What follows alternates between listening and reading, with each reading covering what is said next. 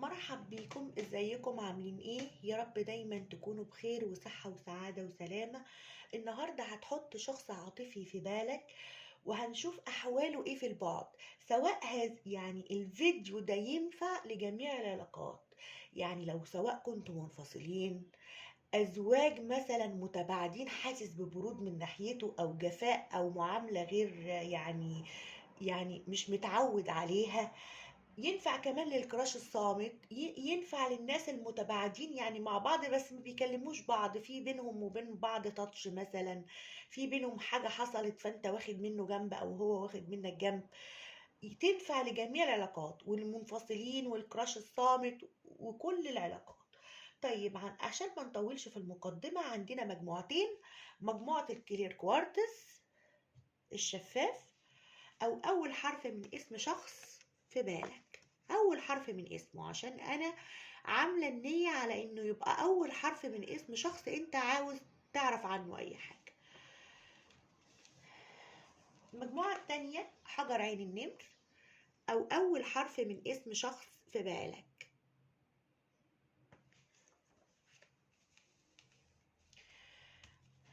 اختار على طول ونقسم الكوتشينه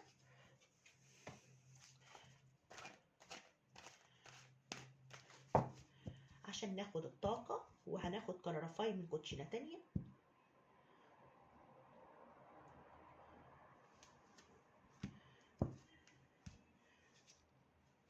يلا على طول نشيل تاني مجموعة. هسيب لك الحروف والتوقيت المجموعة التانية في الديسكريبشن بوكس، يعني أول تعليق مثبت هتلاقي المجموعة بتاعتك على طول.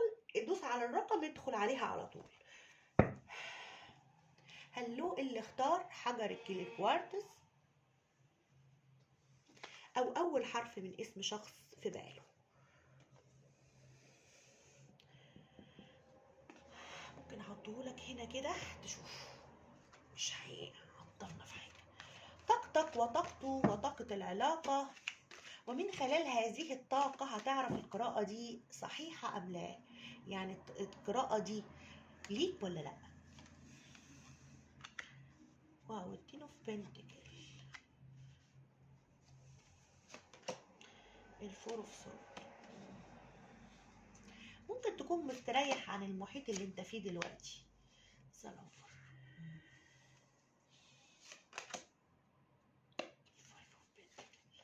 انت مفتقد الشخص ده، مفتقده جدا في الوقت الحالي. ممكن تكون في زواج انت، يعني انت ممكن تكون متزوج ولكن بتعيش وحدة. ليه؟ هقولك ليه. هشرح لك بس لما اخد جميع الطاقات. هشرح لك بس في يعني جميع الطاقات هاخدها. اهو ممكن احط لك الحجر هنا. هو مثلا دي اكتر الناس اللي هنا هتدخل تتفرج، يعني رجال هيدخلوا يتفرجوا على نساء، او يعني حاطط واحدة نساء، هيحط ست في نيته. بس انت بتحبه قوي وهو بيحبك جدا، بس انت مطور مشاعرك قوي.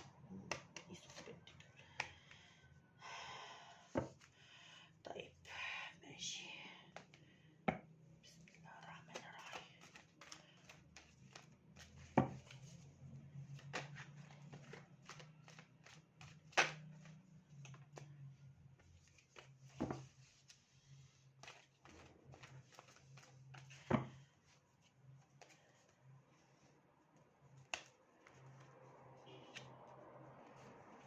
ممكن تكونوا بتعرفوا بعض في العمل. انا شايفة برضو الطاقة دي.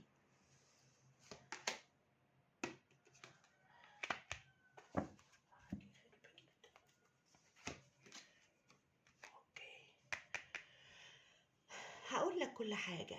بص يا سيدي، هو الكروت دي هنا مختلفة عن كروت تانية كتير، يعني مختلفة مثلا عن الرايدر ويت في حاجات كتير في التفسير. ليه؟ لأن التن اوف بنتيكل ده حد عامل مستقر ماديا، وحد في زواج ماشي، وعنده أسرة واستقرار مادي. حتى لو هو مش عنده أسرة ولكن هو عنده استقرار مادي.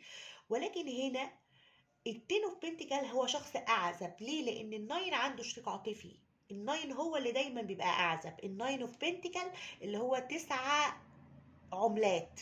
ركز معايا، بيبقى شخص اعزب في كل الاحوال، يعني بتدل على العزوبيه، على الوحده، على حاجات كتير، على الاستقلاليه، حاجات كتير زي كده.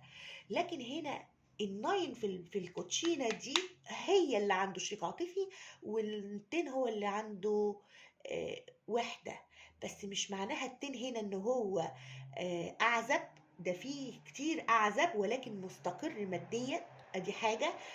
ومش بس يقول لي كده، ممكن يكون ان انت في زواج اخر ولكن بتعيش وحدة في كلا الحالتين مع هذا الشخص والشخص اللي انت معاه. ده تفسيره. طيب، انت مستقر ماديا، ممكن تكون في زواج، ولكن انت بتحس نفسك برضو لوحدك.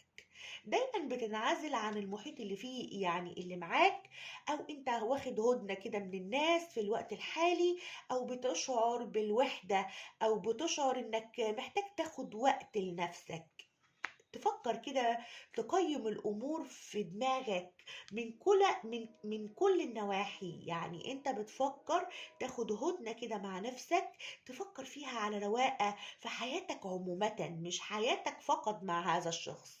عايزة اقول لك حاجة، انك ممكن تكون متزوج يا صديقي وحطيت حد غير الزوج في دماغك، حطيته في نيتك حد غير الشخص اللي انت معاه او مستقر معاه، وفي كلا الحالتين تعيش وحدة، ولكن انت بتحب هذا الشخص وبتحبه جدا، ذا لافر. ولكن انت برضو مطور مشاعرك قبل هذا الشخص. يعني ايه؟ يعني انت مطور مشاعرك، انت وصلت لمرحلة العشاق مع هذا الشخص، لان دي طاقتك تجاهه ذا لافر، بتحبه جدا، مش قادر تنساه، مش قادر تطلعه من مخك، بتحس ان هو اللي بيكملك. بتعيش كمان افتقاد لهذا الشخص في حياتك، يعني انت مفتقده جدا هذا الشخص. انت بتعيش افتقاد. ممكن تكون انت رجل وحطيت امرأة مفتقدها في الوقت الحالي، وانت حبيتها وهي ما كانتش بتطور مشاعرها تجاهك، او العكس، انت انثى طورتي مشاعرك تجاه هذا الشخص قبله. الشخص ده بيحبك وحب متبادل، اهو البرنسس اوف كابس، ولكن هو ما طورش مشاعره تجاهك، انت ذا لافر تجاهه وهو برنسس اوف كابس تجاهك. طب هو ايه؟ اكتر الناس هنا اختارت، يعني الرجال واختاروا امرأة حاطينها في دماغهم. ممكن تكون اللي انت اخترتها دي حد متزوج زيك، او حد، لو انت ست، ممكن الشخص ده عنده أنثى في حياته أخرى، وممكن تكون مقبلة على حمل أو زواج في الوقت الحالي. زليدي هو ثانية واحدة أشوف حاجة معينة، طاقته غريبة. الشخص ده شخص حنين جدا، عنده حد تاني في حياته. الشخص ده عنده حد تاني في حياته، او هو متعدد علاقات. حد مشهور الشخص ده برضو، يعني ممكن يكون حد مشهور، حد معروف، حد عنده طاقات شفاء. يا جماعة ركزوا، انتوا حاطين حد في نيتكم، حد عنده طاقات شفاء. ممكن تكون كمان طاقته أنثوية جدا، طاقته أنثوية جدا، يعني لا يفعل أي خطوات تجاهك، قاعد في الردة. ممكن يكون بيرعى حد من عيلته، ده ممكن يكون بيرعى حد كبير في السن من عيلته، ممكن يكون أرمل أو مطلق وعنده أطفال وبيعولهم أو بيرعاهم، أو هو مكان الأم بدلهم. ماشي. الشخص ده عنده حد في حياته 3 اوف كابس. لما جيت اطلع كلارافاي للكارت الامبرس او ذا ليدي، طلع لي 3 اوف كابس، يعني الشخص ده عنده حد في حياته، ده اكيد، وحد مشهور، حد معروف، حد ممكن يكون عنده طاقة من الشفاء، حد ممكن كمان يكون تعبان الآن دلوقتي وبيستشفى من أشياء معينة، حد كمان يكون مشهور في محيطه، ممكن يكون دكتور أو عنده طاقة من الشفاء كبيرة، أو دكتورة، أو مثلا بتعالج، أو معالج روحاني، حد زي كده. طيب، الطاقة تجاهك، هو بيحبك جدا جدا، ولكن مش بيطور مشاعره زيك. يعني واقف على مرحلة الحب اللي من بعيد لبعيد، الصامت. ممكن تكونوا كراش بس انت بتحبه قوي وهو معجب بيك. في فرق بين الحب هنا، انت دخلت في الحب والعشق والغرام لهذا الشخص ومفتقده كمان، عندك كروت من الوحدة والفقدان. ممكن يكون الشخص ده جعلك تفتقد أشياء أو بيعيشك طول العمر في وحدة، أو هو مثلا حاسس بالخسارة بعده، أو لو انتوا منفصلين انت حاسس انك مفتقده. ممكن. وممكن يكون كمان انت لو انتوا كراش كان عندك علاقة سابقة بيخليك مثلا حزين عليها او خسران فيها، او انت عندك زواج اخر مثلا. في هنا الطاقات متلخبطه كتير يا جماعه. ممكن تكون احساسك تجاهه ان انتوا بتدعموا بعض، ممكن تكونوا كراش او كراش من بعيد لبعيد، او انتوا كنتوا منفصلين مثلا وحولتوا لكراش. يعني انتوا كنتوا منفصلين، عندي الطاقه دي برضو. احساسه تجاهك ايه؟ الفايف اوف كابس، مفتقدك جدا وانت برضو مفتقده، سبحان الله يعني. هنا الفايف اوف بنتيكل وهنا الفايف اوف كابس. ممكن يكون الشخص ده كمان حد من عيلته توفى قريب. ممكن عندي الطاقة دي. طاقة العلاقة فيها تردد، ممكن تردد ان انت ترجع له لو انتوا منفصلين، وتردد هو ان هو يرجع لك لو انتوا منفصلين. عايزة اقول لك حاجة، ممكن يكون انت عندك اوبشن اخر غيره او اختيارات اخرى وانت في زواج مع حد غيره، وهو كمان في حد في حياته دلوقتي، ولكن هو كان معجب بيك او معجب بيك لو انتوا كراش. عايز يديك فرصة أخرى وعايز يدعم العلاقة دي، وعايز تبقى أنت مثلا الرعاية. لو أنت رجل يبقى أنت الرعاية والحماية لهذا الشخص، للأنثى دي. أنت كنت الرعاية والحماية لهذه الأنثى. طب لو انت ست، الشخص ده كان بيحسك انت زي امه، وانك انت بتراعيه وبتحميه من حاجات كتيرة. اكتر حاجة بتحميه منها شر نفسه، لانه هو ممكن يكون كان متعدد علاقات. لما انت سبتيه، يعني انت لما كنت معاه كان ممكن يوقف نفسه عن حاجات كتير. لما انت سبتيه ابتدى يعرف ناس كتير اكتر من الاول لما بعد ما انت رحلتي عنه. ولكن مع كل واحد يدخل حياته بيحس ان في فرق بينك وبينه، وانك انت كنتي الحماية والدعم والسند لهذا الانسان، وهو مش قادر يعوضك، مش قادر يعوضك.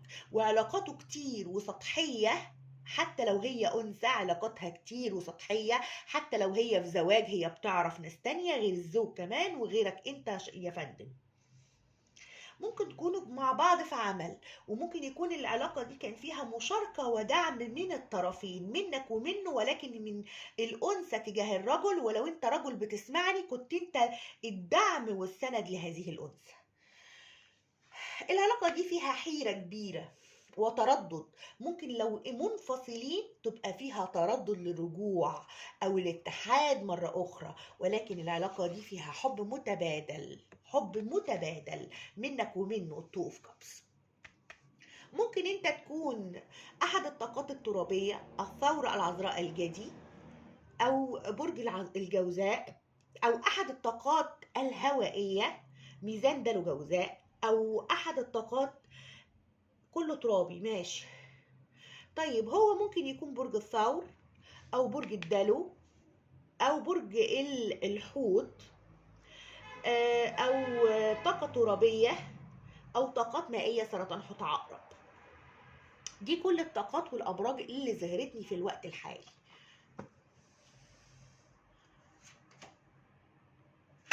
انت بتعتبره رفيق الروح، السولميت بتاعك. انت بتعتبره كده دلوقتي، انت بتعتبر ان ده التوأم بتاعك. هو بقى هو منشغل في شيء معين، ممكن بيكون بيعمل شيء عظيم هذا الشخص، مثلا عنده طاقات من الشفاء. عفوا. الشخص ده عنده غرور، الغرور مليء. الشخص ده عنده غرور كبير جدا انه يعترف انه كان بيحبك في يوم من الايام، او يعترف بخسارتك في حياته. يعني ان هو خسرك، ان هو مش عارف يعوضك، انه مهما يدخل علاقات تانية متعددة هو مش قادر يعوضك، مش لاقي زيك ابدا، انك انت كنت الدعم والسند لهذا الانسان سواء كنت رجل او ست. اللي بتسمعني، الشخص ده عنده غرور وعند شديد انه يعترف ان هو مفتقدك جدا، مش قادر يعترف بده قدام نفسه، وقاعد في طاقة أنثوية عالية. ممكن يكون مثلا هو كان طاقته ذكورية زمان و... وكان بيهتم بالعمل والمال وجمع الأموال، وبعد كده دخله نوع من أنواع الروحانيات على طاقته والشفاء. وممكن يكون طاقة الشفاء دي انت اللي مديهاله، انت اللي شفيته من جميع جروح حياته. وهو كمان ممكن يكون عنده بيشتغل في احد مجالات الشفاء. يعني في كده وفي كده، لبعضكم هو اللي عنده طاقة شفائية، ممكن يكون بيشتغل دكتور أو ممرض أو أحد مجالات الطاقة. يعني مثلا معلم روحي مثلا، يعني معالج روحاني كده. وممكن تكون انت اللي حد مشهور او حد معروف في مجالك، او انت اللي بتبعت له الطاقه الشفائيه دي، بياخدها من روحك عن طريق الاحلام، بياخدها من روحك عن طريق الاحلام. طيب، قبل ما نشوف احواله في البعد، هناخد express your love. ممكن تكونوا كراش صامت وما بتعرفوش بعض اكترية الاحوال هنا في صمت كبير. عايزه اقول لك حاجه، ممكن تكونوا انتوا كراش صامت مثلا، ما بتعبروش للحب لهذا الشخص، او مش بتبيني له اللي انتوا بتحبوه، مع ان انا شايفه ان انتوا بتحبوه ذا لافر. يعني انتوا بتحبوه كانه هو العاشق، كانك انت بتحب الحب اللي هو الحب بطريقه يعني شغفيه، وانت شغوف على هذا الشخص. ولكن انت محتاج تعبر ده عن حبك او تلمح لهذا الشخص، لان الشخص ده ما يعرفش خالص عن حبك ليه. الشخص ده مش قادر يوصل له اي فكرة انك بتحبه. الشخص ده بيجيب معلومات اكتر، او عاوز يعرفك اكتر من الاول، وعاوز العلاقة دي توصل انها يبقى فيها فليرت، يبقى فيها مغازلة، يبقى فيها تعبير عن المشاعر. لو انت رجل وحطيت حد مثلا كراش في نيتك، انت عبر عن حبك لهذه السيدة او لهذه البنت. يعني ليه؟ لان العلاقة دي بجد فيها express your love، يعني فيها نقص في التعبير عن الحب، وفيها كمان محتاجة انها مغازلة، محتاج ان يبقى في تجديد في العلاقة. حتى لو انتم متباعدين او فيها جفاء، العلاقة دي محتاجة تجديد من الاول وجديد، محتاجة فليرت، محتاجة شوية مغازلة، شوية كلام حلو، شوية مرح على العلاقة. كمان محتاج ان انتوا تقربوا من بعض اكتر وتعرفوا عن بعض اكتر. العلاقة دي فيها صمت كبير منك ومنه. طيب، أحوال هذا الشخص في البعد، تعال نشوف أحواله في البعد. ممكن يكون حد من عيلته توفى على فكرة الشخص ده، وانت ما تعرفش مثلا.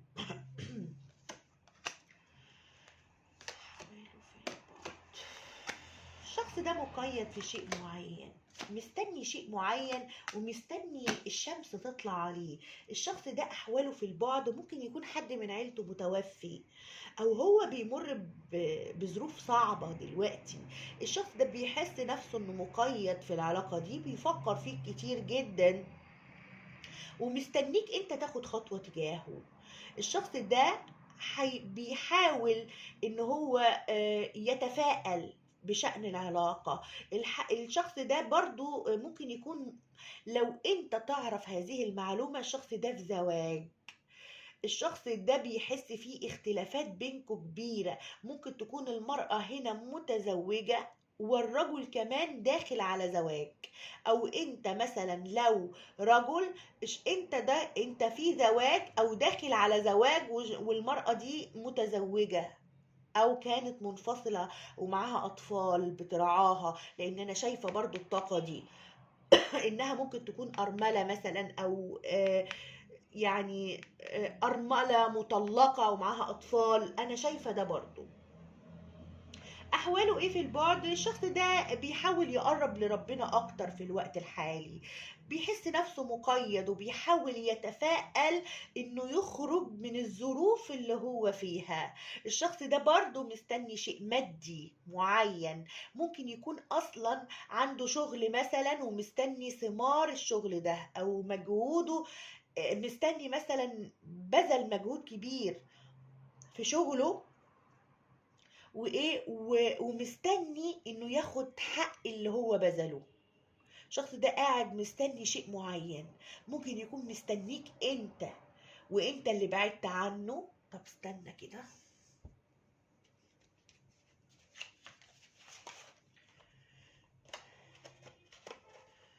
اشوف، هل انت اللي بعدت عنه وهو حاسس او مستنيك انت اللي تبدأ؟ هل انت اللي بعدت عنه؟ ايوه، انت اللي بعدت عنه بسبب طرف ثالث. ممكن يكون عندك انت طرف ثالث او شيء معين في حياتك بيخليك يعوق، او ممكن انت مثلا عندك عند ان انت ما تبدأش معاه بالكلام. انت مثلا عندك حد متدخل في عيلتك مش موافق على هذا الشخص، سواء كنت رجل او امرأة. عندك حد متدخل في انت، الشخص ده مستنيك انت تبدأ، مستنيك انت تاخد القرار وتعمل بداية جديدة معاه. الشخص ده مستنيك تبدأ، مستنيك تبدأ انت بالكلام. الشخص ده بيحس ان هو مش قادر يطلعك من دماغه، عاوز يصرح لك بحاجات كتيرة في حياته فاتتك، او حاجات كتيرة حصلت له، مثلا ظروف قاسية، ظروف مفرحة، عايز يحكي لك اللي حصل له في الفترة اللي فاتت، وان هو بيحاول يصلي الشخص ده ويدعي ربنا ويتقرب لله اكتر، لانه مر بظروف صعبة كتير. ممكن يكون كمان مر بظروف صحية لو انت عارف او ما تعرفش. الشخص ده عاوز يتواصل معاك بوضوح، وعايز يقولك كلام صريح من القلب للقلب، ولكن في التوقيت المناسب. الشخص ده عاوز ياخد خطوة ليك ولكن بتوقيت مناسب. الشخص ده كمان بيخطط وبيحاول يدرس الموضوع، ولكن مر بظروف صعبة خليته مقيد في أشياء معينة. ممكن يكون كان مقيد في زواج أو مقيد في شيء معين منعه إن هو يصرح لك أو يجيلك أو يعمل لك خطوة.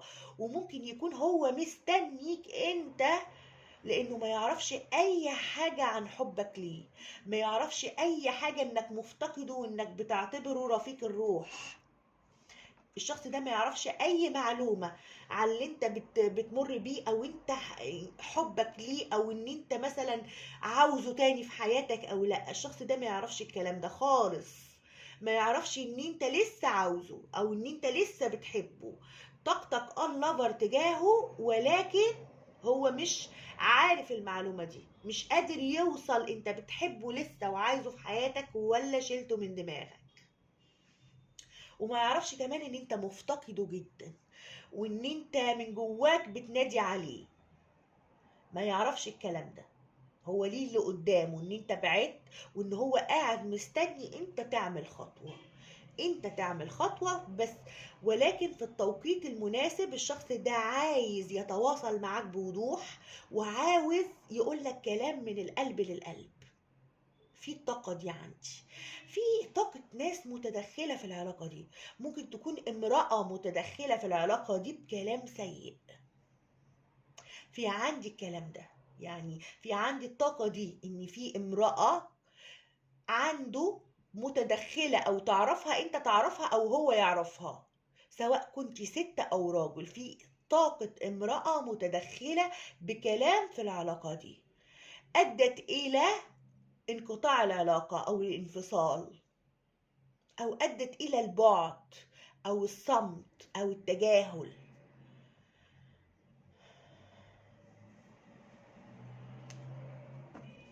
خد معاك برج الثور وبرج العقرب وبرج الأسد، وطاقات هوائية وطاقات ترابية وطاقة برج الأسد مرة أخرى.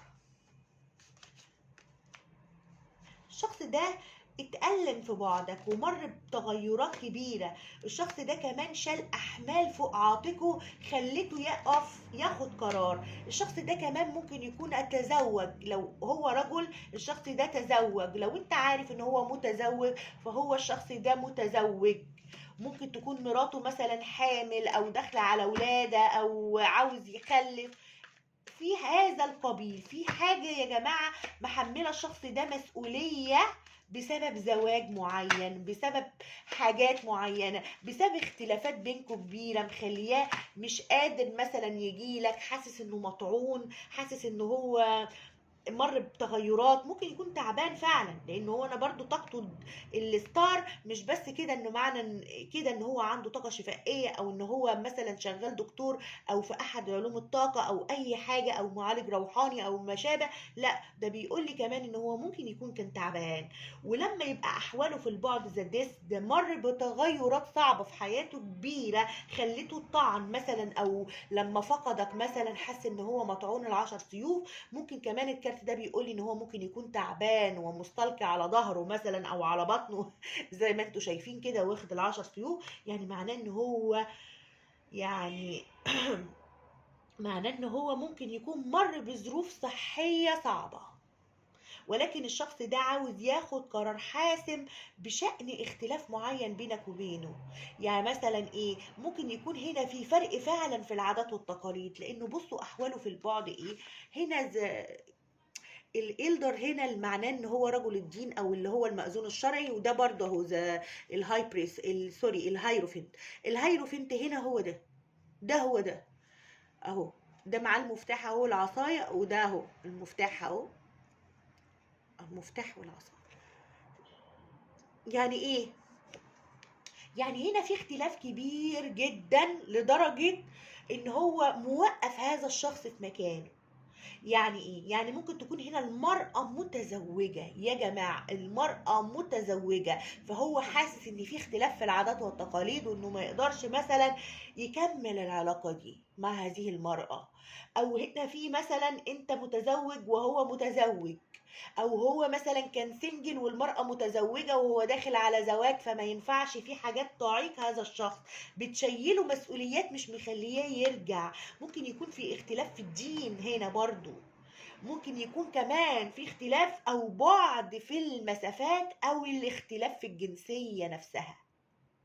انت من بلد هو من بلد، وده عائق كبير قوي مشيله حمل كبير، مش عارف يعني يجي لك، مش عارف انت تروح له، هكذا. في فرق هنا وفي فرق في العادات والتقاليد في اختلاف في الدين، عامل عائق كبير جدا في التواصل بوضوح. ولكن هيبقى الفترة الجاية في تواصل بوضوح، ولكن بيرفكت تايمينج، يعني في التوقيت المناسب. العلاقة دي انت حاسس ان هو سولميت، وده احساسك فعلا تجاهه، يعني بطاقتك تجاهه ذا لافر. يعني ده نفس الكارت على فكرة، السولميت ده هو نفس ده.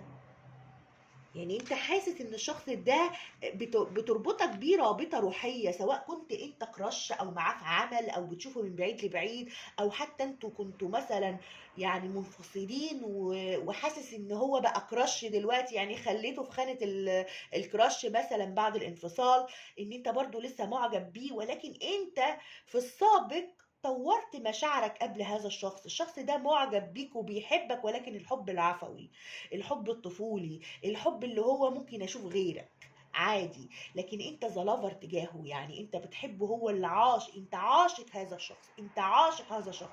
وممكن يكون كمان انت عندك حد اخر في حياتك.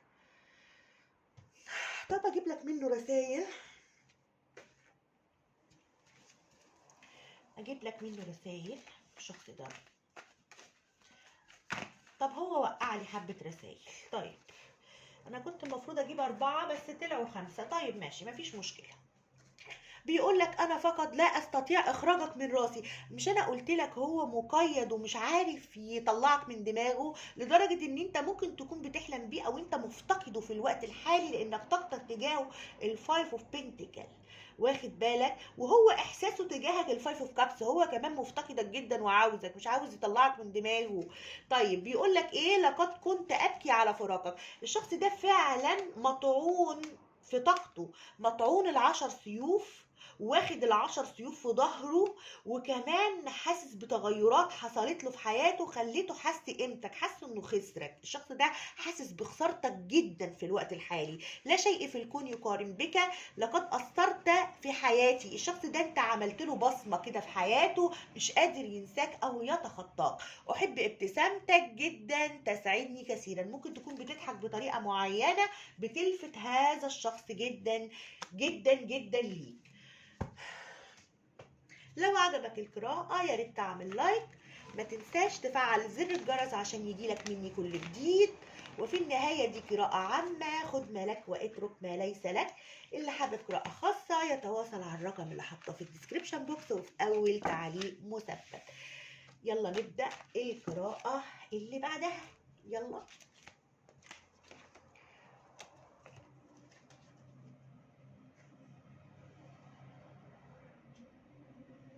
هلو اللي اختار حجر عين النمر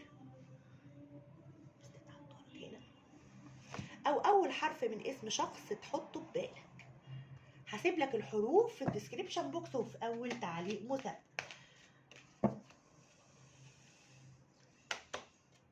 بص بقى القراءة الاولى بتقول لي حاجة وهنا بتقول لي حاجة تانية خالص. ممكن انت تكون برضو مرتبط يلي بتسمع 6 of Cups. واو، انت بتحن لذكرياتك وبتعيد الماضي. ليه يا جماعة انت بتعيد الماضي في دماغك؟ صهاي بريستس، ممكن تكون مختفي عن هذا الشخص، مخبي اسرارك. ممكن تكون عاوز تقول له كلام، ممكن تكون عاوز تقول له كلام جواك سيء، ولكن وقفت نفسك بانك انت تسكت وتختفي في الوقت الحالي. طيب ثانية واحدة كده عشان هوريك حاجة معينة غريبة جدا. لان انا كان عندي التن هنا في المجموعة الاولى التن، وشرحت التن يا جماعة في اي طارو تن بنتكل معناها ان هو حد مستقر وحد عنده زواج او حد عنده استقرار مادي وعائلي. ماشي. فهنا في الكوتشينة دي التن متزوج ولكن يعيش وحدة. هنا الناين هنا عنده شريك عاطفي، يعني انت حد بالرغم من انك انت ممكن تكون متزوج ولكن انت مستقل ماديا ونفسيا عن الزوج او الشخص اللي حطيته في بالك. خلاص. هو زفول هو هو الاحمق الفايف اوف سورد ممكن يكون عنده خناقات في المحيط، او هو بيتصارع بقى كده في مخه. كينج اوف ووند، الشخص ده عنده ايجو، يعني عنده ايجو كبير وعنده احساس بالفقد تجاهك، ولكن مش بيبين ذلك. طيب ناخد طاقة العلاقة. ذا لورد. واو، العلاقة دي فيها سيطرة كبيرة قوي منك ومنه، وممكن تكون علاقة كرمية. ليه يا جماعة بقول كده؟ لان العلاقة الكرمية بتبقى فيها ايجو من الطرفين. انت اهو بتعامله بايجو وهو كمان بيعاملك بنفس الايجو. فالعلاقات الكرمية لما بيجوا يعاملوا بعض بيعاملوا برسمية جدا وبتبقى علاقة صعبة. ليه بقى؟ هقول لك ليه. هقول لك دلوقتي كل حاجة. واو الماجيشن، انت بتفكر في الشخص ده، وممكن في بالنسبة صغيرة فيكو ممكن تكون بتعمل له جذب او سحر، او انت بتفكر بطريقة معينة عاوز تجذبه بصمتك. ممكن. ليه؟ لان هو الكوين اوف ووند باحساسه انك انت ممكن تكون بتسحر له او عامل له حاجه مش قادر هو يعني يطلعك من مخه. بيفتقدك دايما وحزين، فحاسس انك انت بتعمل له شيء معين بعمل مثلا، او انت مثلا عامل له سحر، او انت عامل له شيء معين. هو حاسس في طاقته ان انت سحره بصمتك ممكن. طيب تعالى نشرح الطاقه. طاقتك انت ايه؟ طاقتك العامة. ثانية واحدة اجيب دي كده عشان عمالة تتحرك. الناين اوف بنت، ممكن انت تكون متزوج يلي بتسمعني، ولكن بتعيش استقلالية كبيرة عن الزوج. ممكن تكون انت حد اعزب على فكرة، ولكن مكون مثلا عندك فلوس بتجيلك كل شهر، مش معتمد نفسيا على هذا الشخص. ممكن تكون لو انت اعزب انت حاطط هذا الشخص في حياتك انه هيبقى هو زوجك المستقبلي. ماشي، انت حاطط ده. طيب 6 اوف كابس بتقول لي في طاقتك العامة انك انت شخص طيب جدا وعاطفي. ممكن تكون بتحن لذكريات ماضيك او بتفتكر ماضيك بكل الطرق.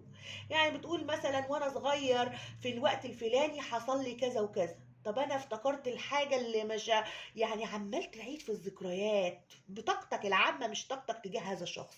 ركز معايا، انت بتعيد في ذكريات حياتك اللي مضت. ممكن تكون يا ده رمضان جه، ده انا وانا صغير مثلا كنت في رمضان. كل سنة وانتم طيبين الاول، وينعاد عليكم بكل خير وحب وسعادة، ويبقى رمضان كريم على الكل بإذن الله، وعلى الأمة الإسلامية وكل حبايبكم واصحابكم وعائلتكم.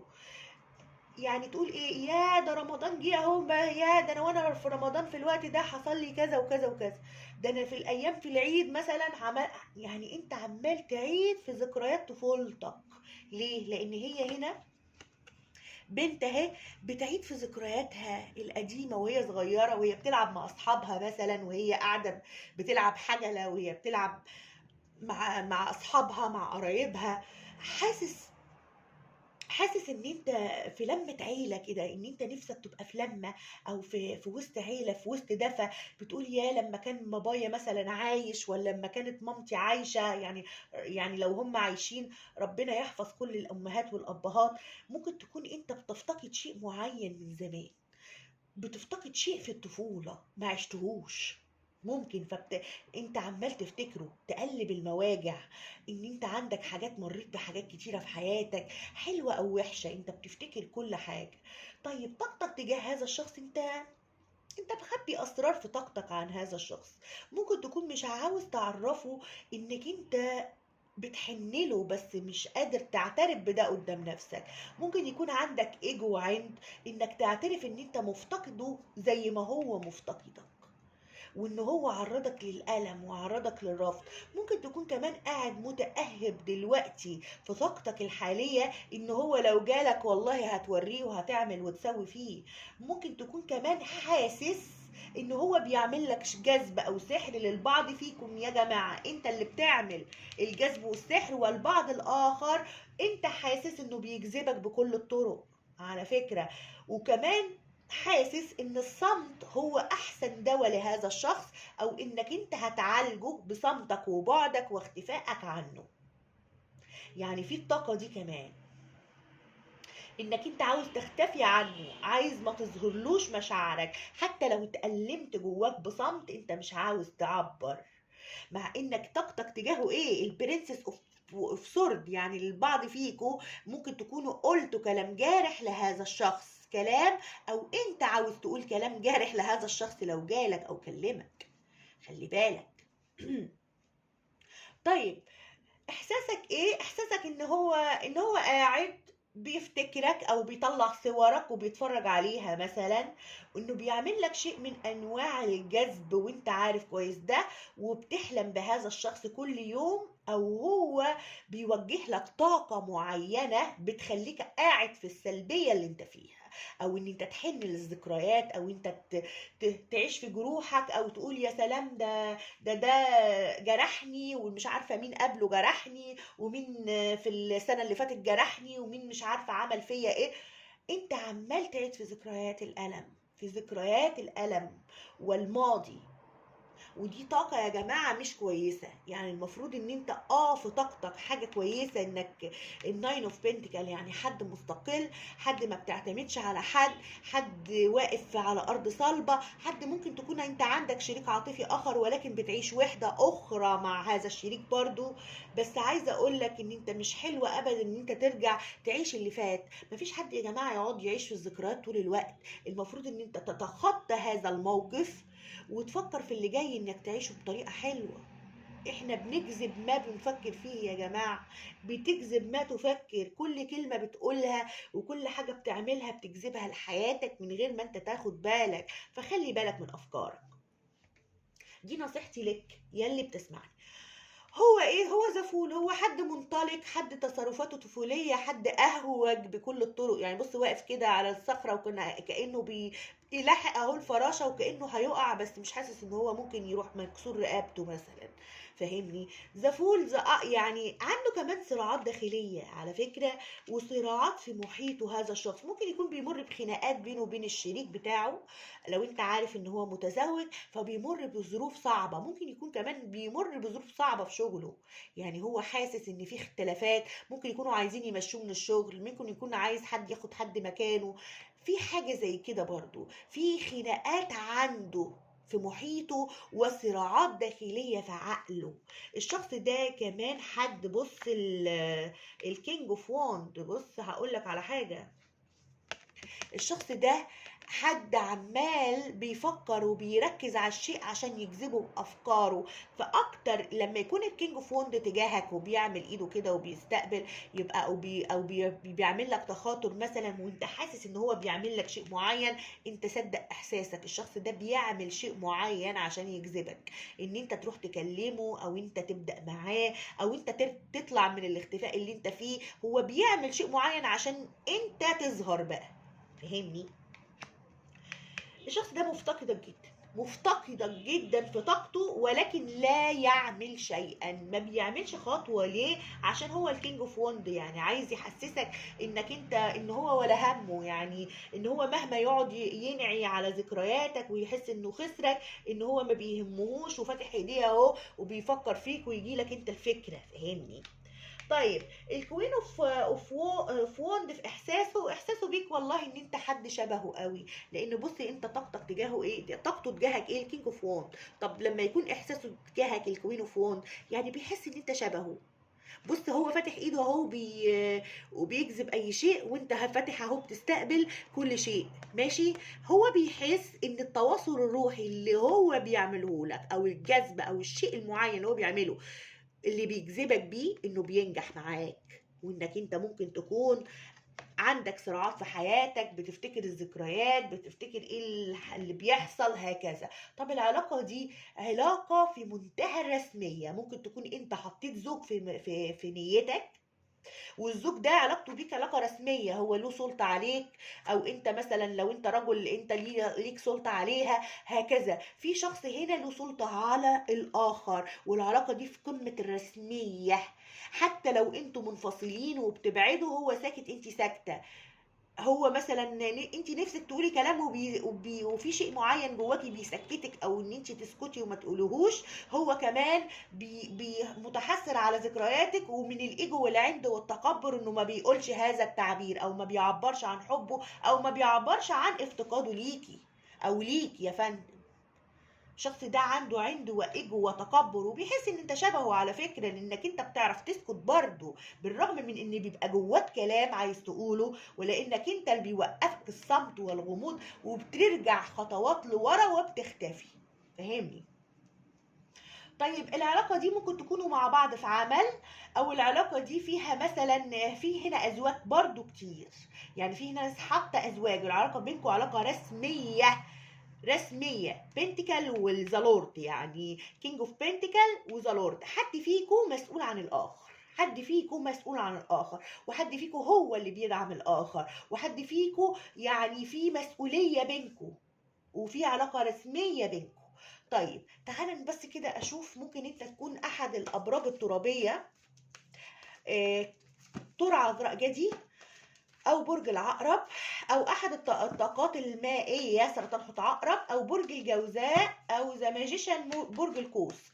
ممكن هو يكون برج الحمل، او احد الطاقات الهوائيه ميزان دلو جوزاء، او كينج اوف ووند برج الحمل برضو تاني، او الفايف اوف كابس ممكن يكون احد الطاقات المائيه سرطان او حوت او عقرب. الكوين اوف وند ممكن يكون برج الاسد، او برج الجدي، او برج برضو الحمل. عندي الحمل هنا سيد على الطاقات بتاعته، وده دليل على انه هو حد مندفع، مش مندفع، هو حد مثلا ناري في الوقت الحالي، ممكن يكون بيقوم بأعمال شغوف، عنده كمان عنده عند كبير قوي. الحمل عنيد عنيد عنيد جدا يا جماعة، هو واخد عند الحمل في الوقت الحالي. ممكن يكون كمان برج مائي أو ترابي.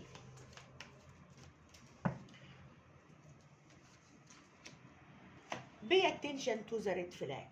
العلاقة دي فيها علامات حمراء، انت اللي حاسس ده، انت حاسس ان العلاقة دي فيها علامات حمراء، ان انت لو قلت كلام سيء لهذا الشخص ما بيجيبش فايدة معاه، ولو اختفيت وسكت ما بيجيبش فايدة معاه، ولو هو بس مش فالح غير انه يعمل لك تواصل روحي او يجذبك بكل الطرق او يخدعك او يألمك، وانه هو ظلمك. هو انت حاسس انه ظلمك في يوم من الايام، وان هو ان الموضوع كده وصل للعلامات الحمراء وتخطاها. طيب هو يعني بص، عايزه اقول لك هو الكارت ده بص كله معدول، ولما يطلع لي الكارت ده مقلوب يعني هو معلش يعني طاقته تجاهك والله فيها فقد كبير. ممكن يكون قاعد بينعي على الذكريات بتاعتك، وانه حاسس انه خسرك وانه ضيعك من ايده. لما يجي لي الكارت ده مقلوب، الكارت ده بيقول stay optimistic about your love life، يعني كن متفائل اكتر بشأن حياتك العاطفيه. هو ماشي وهو مقلوب مع الكارت ده ليه؟ لان هو ما عندوش تفاؤل بشأن العلاقة دي، ما عندوش تفاؤل بشأن العلاقة دي، وهسيبه مقلوب زي ما هو كده.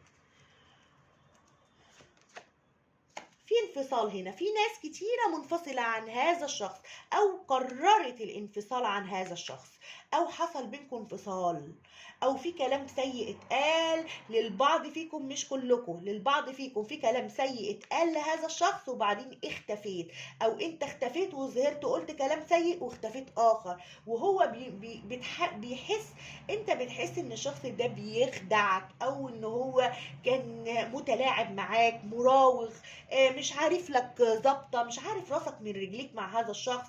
بتحس ان هو دايما بيقعد يجذبك بطرق معينه هو انت الوحيد اللي تعرفها، يعني انت حاسس ان الشخص ده بيجذبك بكل الطرق، يعني بيعمل لك تواصل روحي، بيكلمك بقى وقاصد، بيعمل طرق جذب من على النت، انت حاسس ده.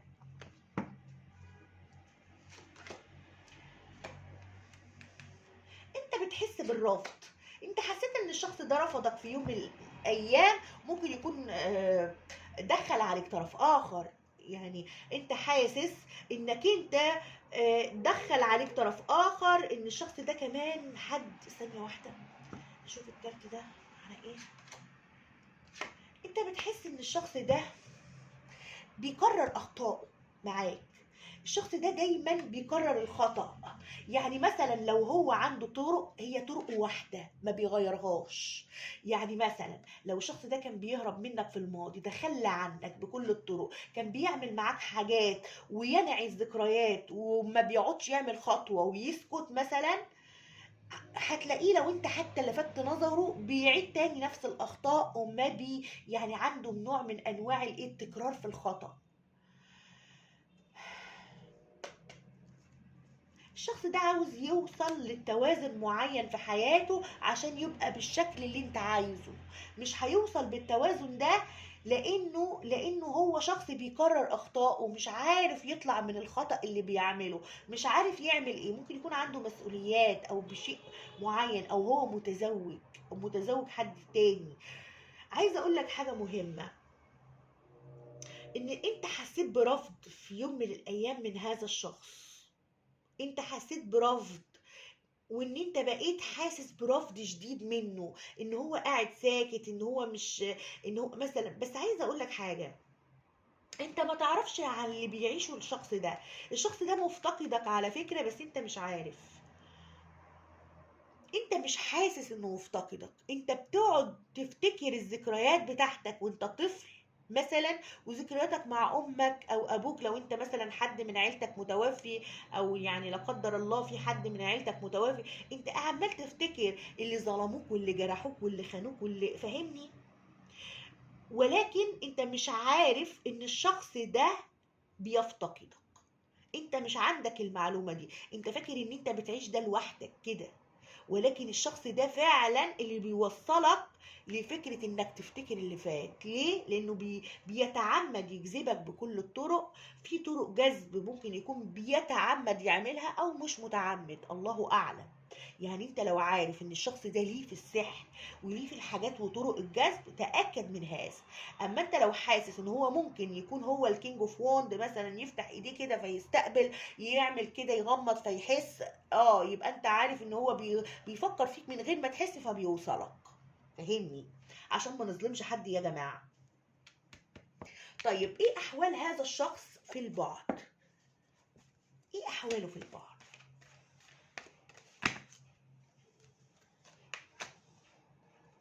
بيعيش كارما الشخص ده. الشخص ده بص مش قادره اقول لك، يعني انت لو فعلا قلت لي والله يا ليلي ده هو فعلا بحس ان هو بيسحر لي او بيعمل شيء معين عشان افكر فيه، يبقى انت صادق يا صديقي. ليه؟ لان احواله في البعد بص بينادي عليك اهو، زي ماجيشن تاني على فكره، وده احساسك تجاهه ان هو بيعمل لك شيء معين. زي ماجيشن بص قاعد بيسحر لك ازاي، مثلا قاعد بينادي عليك بيكلمك في الصور. انت حاسس حاجه زي كده يا جماعه؟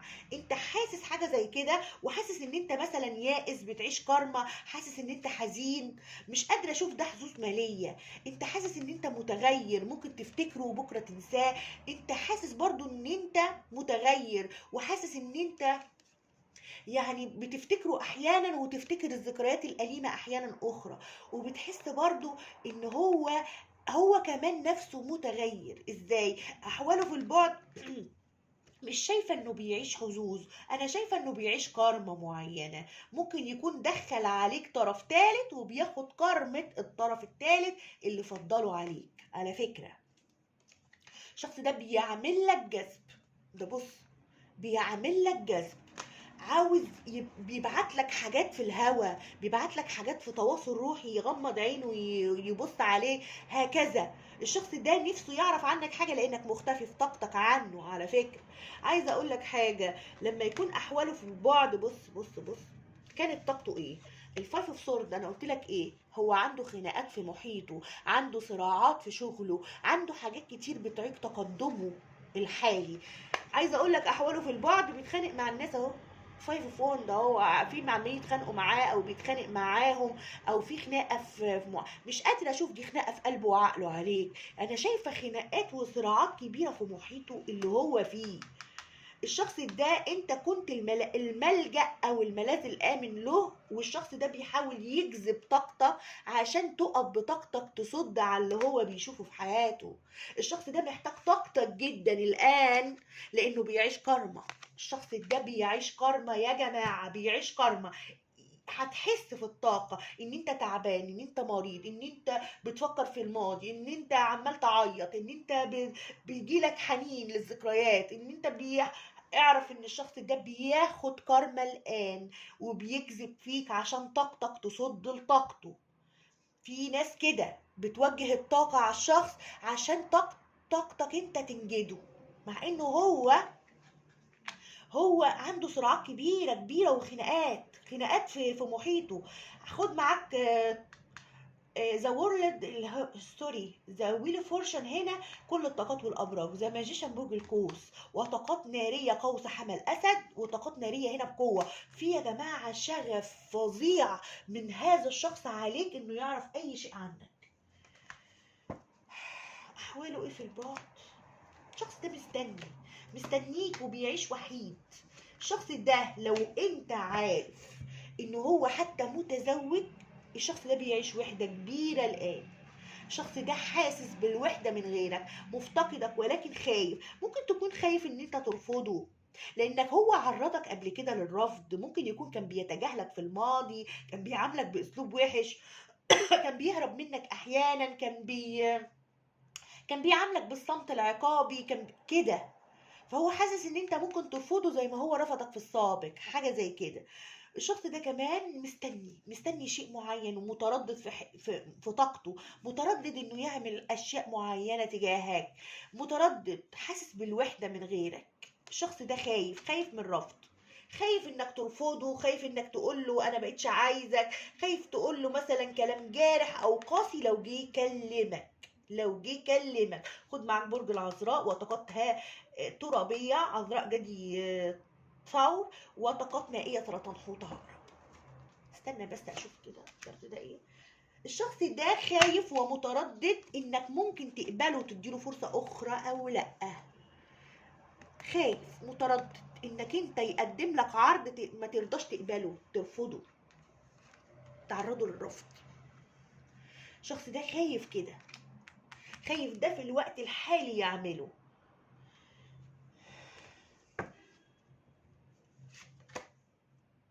بيقول لك ده مش وقت مناسب ان الشخص ده يرجع لك. الشخص ده بيعيش في كارما، بياخد كارما الآن على أفعاله، بياخد كارما على شيء معين عمله فيك، بياخد كارما مثلا من الطرف الآخر اللي معاه، هكذا. ده مش وقت مناسب. بيقول لك حاول تسمع احساسك، لان احساسك صحيح، لان انت كنت اصلا الهاي بريستس في طاقتك تجاهه.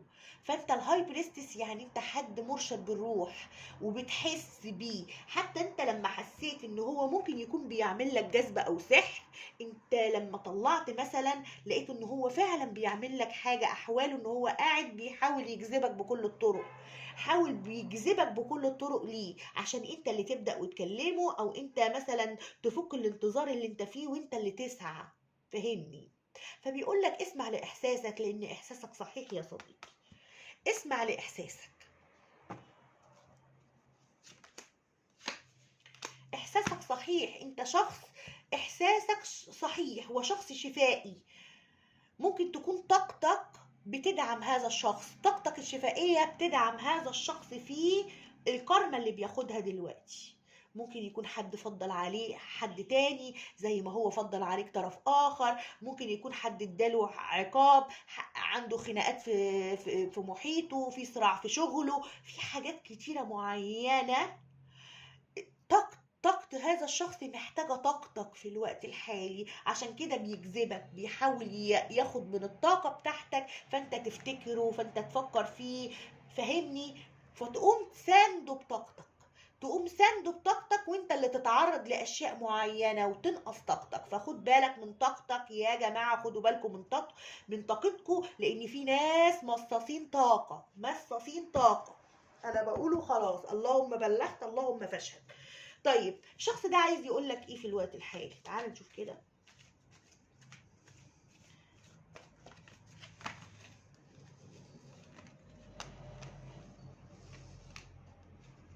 بص بص بص بص بص بص.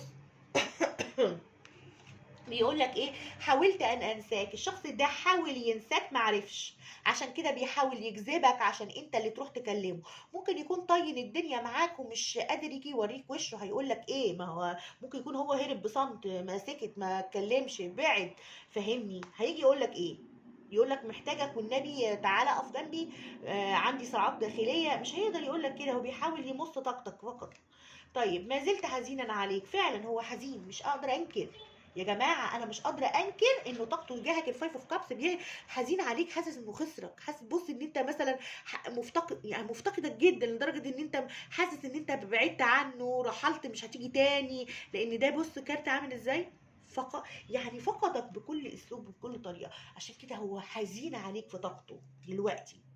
احلم بكوابيس تدور حول ما فعلت بك. الشخص ده بيحس ان انت بقيت بتفتكر الذكريات السيئة فقط معاه، ما بتفتكرلوش حاجة حلوة، وان هو ياما عمل فيك. فهو حاسس بيحلم بكوابيس، لانه حاسس ان هو ظلمك في يوم من الايام، عرضك للرفض شديد، فحاول ان انت بتفتكر له الايام الوحشة فقط. فهو عنده جلد في الذات، ان هو بيحلم بكوابيس ما فعلوا بك.